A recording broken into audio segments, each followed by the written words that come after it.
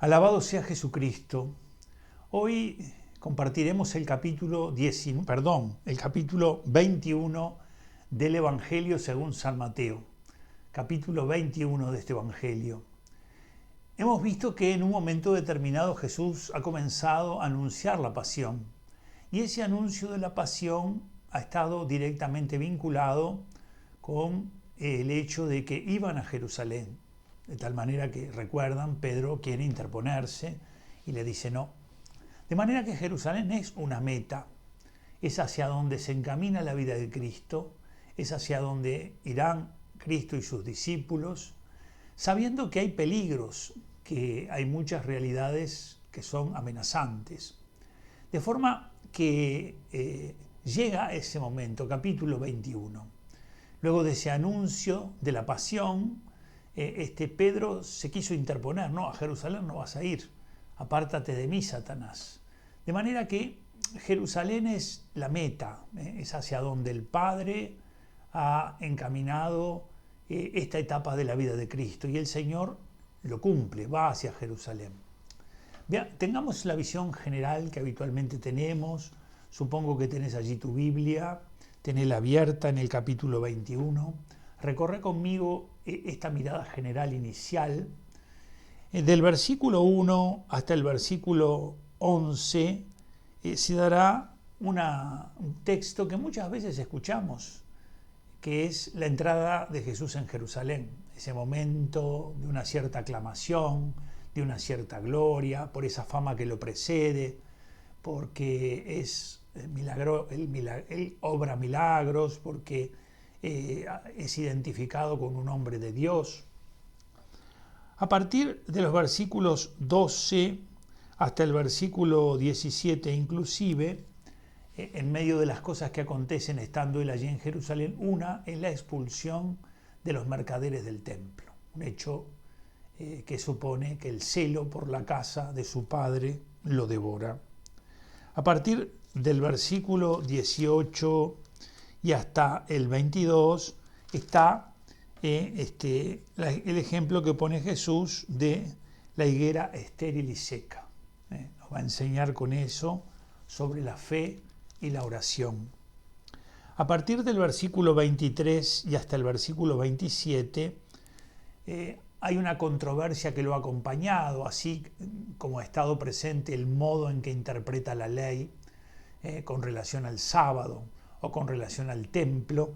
Hay también algo que aparece como una acusación que le hacen. ¿De dónde te viene la autoridad que tienes? Vamos a ver, la autoridad de Cristo.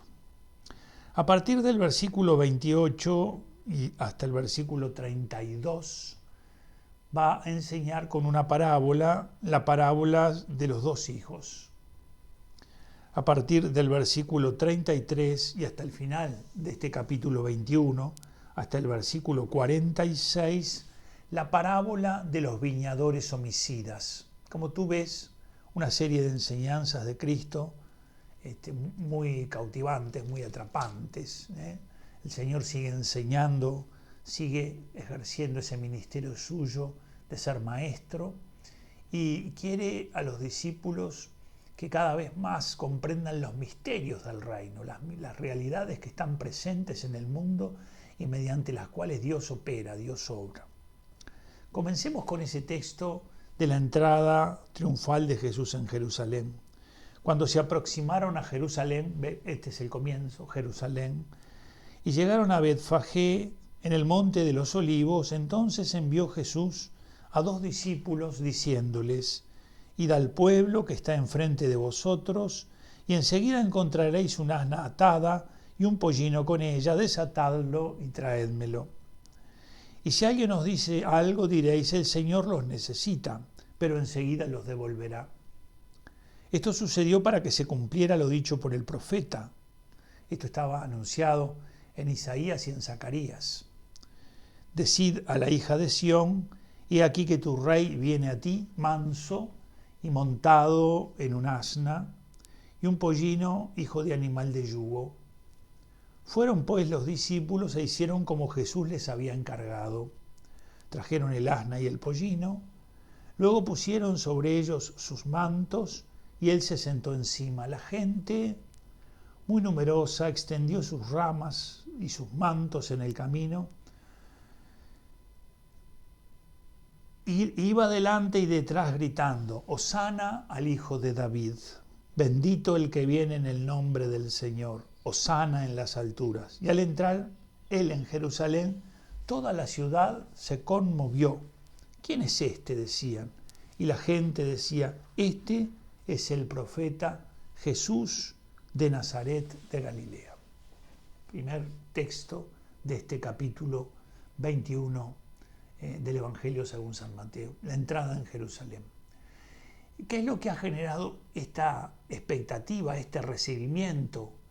Es que el Señor, con sus obras y con sus palabras, ha dado esperanza. Ha despertado a los corazones que estaban dormidos. Ha llamado a la conversión a los que vivían alejados de Dios. Y todas estas cosas fueron increyendo, fueron cada vez de modo más permanente haciéndose presente en ese camino suyo y en ese ministerio suyo. De tal manera que Jesús es aclamado como aquel que viene como el Hijo de David. Hosana al Hijo de David. Ya habíamos visto que al llamarlo así, están de alguna manera identificando a aquel rey que esperaban, que era de la familia de David. Bendito el que viene en el nombre del Señor. Es el Hijo de David, el rey esperado, es el bendito, y por lo tanto el pueblo lo aclama con hosanas, canta cánticos de alabanza, de bendición, se llena de alegría, de júbilo, quiere que esto se comunique. El rey, en este caso Cristo, viene de manera modesta, viene, diríamos, en un burrito prestado, viene sin grandes comitivas, viene con los suyos que son humildes, sencillos, él mismo los ha presentado como pequeños. Y a lo largo del camino todos se extienden, sus mantos, las ramas que cortan, las extienden como un modo de pedirle que bendiga y que entre en Jerusalén con este reconocimiento. Evidentemente que esta entrada de Cristo como Rey también tiene un cierto componente triunfalista. De hecho, muchos de los que en este capítulo 21, en el inicio, van a aclamar a Cristo como Rey y van a vitorear a Cristo como Rey, seguramente algunos de ellos, unos días después, van a gritar: crucifícalo. De manera que hay una expectativa, pero a veces la expectativa tiene que ver con un Mesías victorioso, todopoderoso. Hay algunos hombres que, tratando de leer un poco más entre líneas este texto, han hecho ver que este sería como el momento más adecuado para que Jesús exalte a las masas y que las ponga contra el imperio. Por ejemplo, no olviden que dentro de ese tiempo hay un grupo que se llaman los celotes, que son, diríamos, los que aguardan al Mesías, pero especialmente lo esperan como si fuera una revolución, ¿verdad? Por el ejercicio de las almas se levantarían contra el opresor. Y algunos piensan que tal vez este es el momento más adecuado, el pueblo te recibe de esta manera y tú vienes aquí. Por eso hay una película de Franco Sefirelli, me parece que se llama Jesús de Nazaret, que sin estar en la escritura, esto que hace Sefirelli, interpreta lo que parece estar pasando. Un celote se le acerca a Jesús y le dice: este es el momento. Es decir, aquí hay que enardecer a esta multitud, hay que levantar a esta multitud y hay que enfrentarla a todas las autoridades, incluidas las del imperio, porque justamente lo que tenemos que hacer es liberar al pueblo por medio de la violencia. Lo cierto es que Cristo viene manso y humilde, montado en un burrito que le prestan, y entra así en Jerusalén, y aunque la gente lo vitorea y lo aclama, Jesús viene, diríamos, sabiendo que está cumpliendo la voluntad del Padre. La gente dice en el final de este versículo 10, estaba conmovida, la conmoción, ¿no? El corazón se conmueve. ¿Quién es este?, se decía. Acuérdense que esta es la pregunta de todos los evangelios. ¿Quién es? ¿Quién es que puede hacer estas cosas? ¿Quién es que puede conmover a una ciudad? ¿Quién es este al que lo reciben de esta manera como si fuera un rey? Y la gente decía, este es el profeta Jesús de Nazaret de Galilea. Es el profeta. En tiempos de Moisés ya se había anunciado que vendría un profeta grande como Moisés, porque Moisés, además de ser el legislador de Israel, además de ser el conductor de Israel, es también visto como un gran profeta. Y entonces se anuncia allí una profecía sobre un profeta que al final de los tiempos se levantaría, un profeta semejante a Moisés. Y entonces Cristo, al entrar en Jerusalén, ve lo que está aconteciendo en el templo. Entró Jesús en el templo y echó fuera a todos los que vendían y compraban en el templo. Volcó las mesas de los cambistas y los puestos de los vendedores de palomas. Y les dijo, está escrito, mi casa será llamada casa de oración, pero vosotros estáis haciendo de ella una cueva de bandidos. También en el templo se acercaron a él algunos ciegos, cojos, y los curó. Mas los sumos sacerdotes y los escribas, al ver los milagros que había hecho y a los niños que gritaban en el templo, Hosana al hijo de David, se indignaron y le dijeron, ¿oyes lo que dicen estos? Sí, les dice Jesús, ¿no habéis leído nunca? Jesús anuncia un salmo de la boca de los niños y de los que aún maman, te preparaste una alabanza. Y dejándolos, salió fuera de la ciudad a Betania, donde pasó la noche. El templo, el lugar de la presencia de Dios. El templo había sido edificado como lugar de esa presencia de Dios en medio del pueblo. Jesús entró en el templo y lo que vio no le gustó. Lo que vio es que el templo estaba al servicio de un negocio. Era cierto que para ofrecer los sacrificios o para presentar las ofrendas, muchas personas no podían viajar esos tramos que hacían sin que allí cerca del templo se les suministrara o las palomas o, ¿verdad?, aquello que se fuera a ofrecer. Y de hecho, esto es lo que Jesús ve. También estaban los cambistas, porque no se podía usar cualquier moneda en el templo, para no entrar en condición de impureza. Y por lo tanto, los cambistas, como siempre, todos hacían un poco de negocio de lo que estaban haciendo. Lo cierto es que Jesús se indigna por esto. Dicen algunos, aquí Jesús actúa con violencia. Debemos decir que la pasión de la ira, entre nosotros hoy decir ira es como decir una mala palabra. Pero la ira es una pasión y las pasiones no son ni buenas ni malas. Cuando la ira, pasión, se desordena y se convierte en un vicio. Cuando, cuando la respuesta a lo que está viendo o a lo que está padeciendo es absolutamente desproporcionada. Podríamos decir que tal vez no enojarse por cosas que uno ve y que desagradan a Dios podría ser un pecado.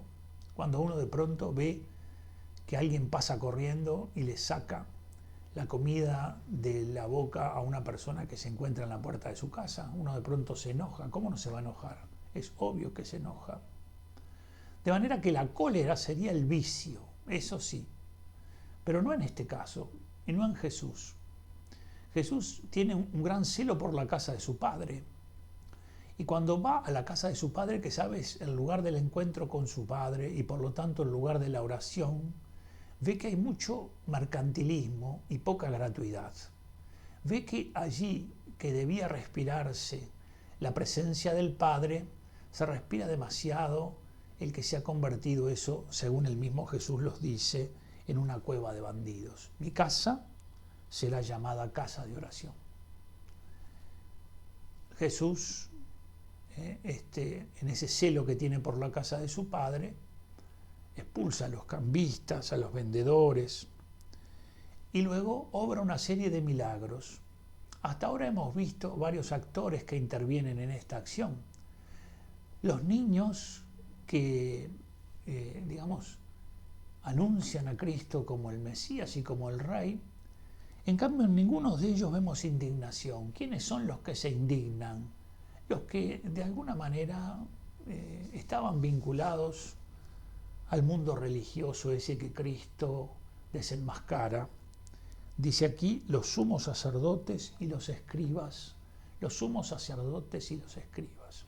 Ellos son los que se indignaron al ver los milagros de Jesús. ¿Cómo puedes indignarte del bien?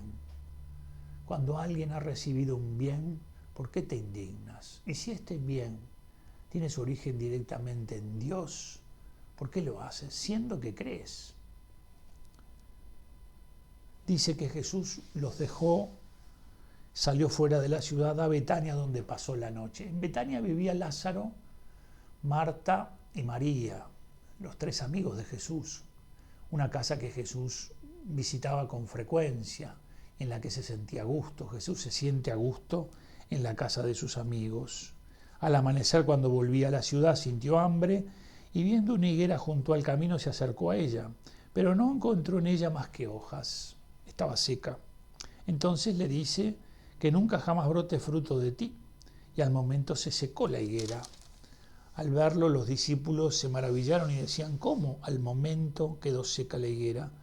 Jesús les respondió, yo les aseguro, si tenéis fe y no vaciláis, no solo haréis lo de la higuera, sino que si aún decís a este monte, quítate y arrójate al mar, así será. Y todo cuanto pidáis con fe en la oración lo recibiréis. Hay una promesa de Cristo. Nos falta muchas veces fe. Tenemos poca fe. A veces nuestra fe se vuelve muy racionalista. A veces cuando vamos a pedir a Dios algo antes, como que ponemos todas las realidades que nos parecen. Le decimos, Señor, te vengo a pedir esto, si es que a ti te parece tal cosa, si es que con esto tal cosa. Bueno, parecería que primero uno tiene que salir a resolver todos esos interrogantes que puso en la oración y dejar a Jesús responder.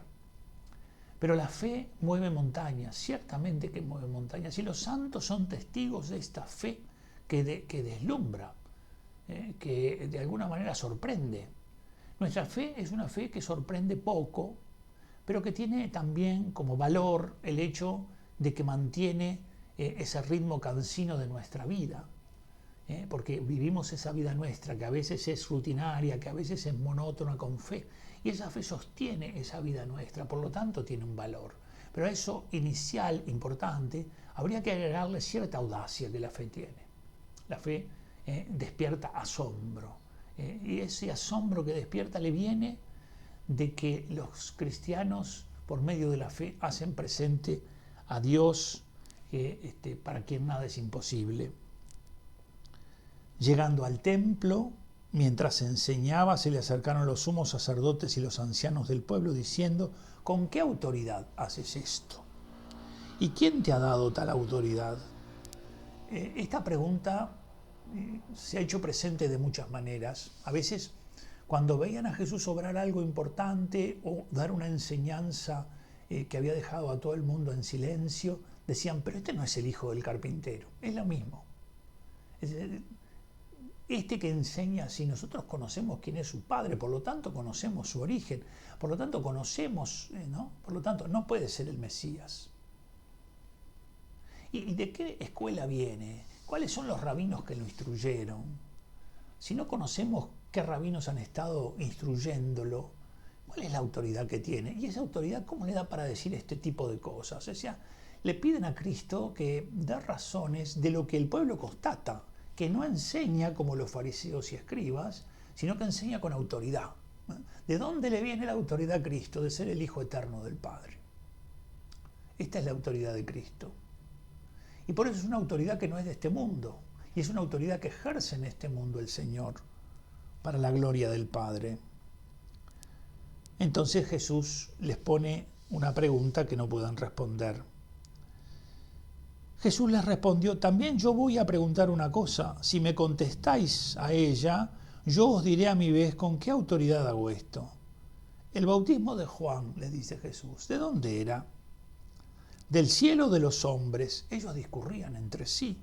Si decimos del cielo, nos dirá, entonces, ¿por qué no le creísteis? Y si decimos de los hombres, tenemos miedo a la gente, pues todos tienen a Juan por profeta. Respondieron pues a Jesús, no sabemos. ¿Ven? No buscan la verdad. Y esto pasa con todos los que no buscan la verdad. A veces se libran de la verdad con un respeto humano falso. A veces no quieren comprometerse y no buscan la verdad. Y la verdad exige compromiso. Y la verdad exige superar a veces el respeto humano, que como decía el cura de Ars, lleno está el camino que lleva al infierno del respeto humano. No sabemos. Y él les respondió, tampoco yo os digo con qué autoridad hago esto. Si no responden, sabiendo y pudiendo responderlo, entonces Cristo dice, no buscan conocer la verdad. Y pone dos parábolas. ¿Pero qué os parece? Un hombre tenía 2 hijos, llegándose al primero le dijo, hijo, vete hoy a trabajar en mi viña. Y él respondió, no quiero. Pero después se arrepintió y fue. Llegándose al segundo le dijo lo mismo, y él respondió, voy, Señor, y no fue. ¿Cuál de los dos, pregunta Jesús, hizo la voluntad del Padre? El primero, le dice Jesús, es verdad, os digo, que los publicanos y las prostitutas llegan antes que vosotros al reino de Dios, porque vino Juan a vosotros por camino de justicia y no creísteis en él, mientras que los publicanos y las prostitutas creyeron en él, y vosotros, ni viéndolo, os arrepentís después para creer en él. Este ejemplo que sirve mucho de discernimiento, porque cuántas veces a nosotros nos cuesta hacer algo que de pronto nos habíamos propuesto hacer. Y cómo en esa batalla que tenemos de dar un paso hacia adelante y otro hacia atrás, hacia otro hacia adelante y otro hacia atrás, pero a veces ¿no? Dando ese definitivo que tenemos que dar, nos reprendemos a nosotros mismos diciendo, bueno, pero yo no quise ir, pero terminaste yendo. De manera que aquí el Señor enseña que lo que determina las cosas es cumplir o no la voluntad del Padre. No el que uno sienta una cosa o sienta otra, o haga propaganda delante de los demás de una o de otra, sino realizar aquello que el Padre quiere que realicemos. Y el final de este capítulo 21 es la parábola de los viñadores homicidas, que yo no la voy a leer, te la dejo a ti porque si no se nos va muy alto el tiempo. Y esta parábola recuerda que es la vida de Cristo. Tú tienes que leer aquí a Cristo, es decir, tienes que ver que este envío del Hijo es como después de haber enviado distintos mensajeros, bueno, el Padre dice ahora, ¿no? El dueño de la viña dice, bueno, ahora enviaré a mi Hijo, ¿verdad? Y entonces a él sí que lo van a respetar. Entonces dice el texto, los labradores al ver al Hijo se dijeron entre sí, este es el heredero, vamos, matémosle y quedémonos con su herencia. Es la vida de Cristo. Diríamos, el mundo es la viña, el Padre es el viñador, Jesús es el Hijo. Los hombres que a lo largo de la historia han venido son mensajeros de Dios, en los profetas, en los jueces, en los apóstoles, en los sacerdotes, en los catequistas. Bueno, son hombres que vienen de Dios. ¿Para qué? Para ayudar a que esa viña del Señor dé el fruto que tiene que dar. Porque ya lo sabemos bien por otros textos, estamos destinados a dar fruto. Por eso no hay que temer dar fruto, hay que temer atribuirse el fruto, es decir, pensar que es de uno y olvidar que el fruto tiene que ver con la acción de Dios en nosotros. Bueno, capítulo 21, Evangelio según San Mateo. Ojalá el Espíritu Santo llene tu corazón de gozo para que al concluir la lectura del capítulo 21 digas gracias, Señor, por esta palabra que me has dirigido hoy, que me da a conocer cuánto me amas y cómo tú estás siempre cerca de mí. Ojalá pueda querer y cumplir en todo tu santa voluntad. Yo te bendigo en el nombre del Padre, del Hijo y del Espíritu Santo. Amén.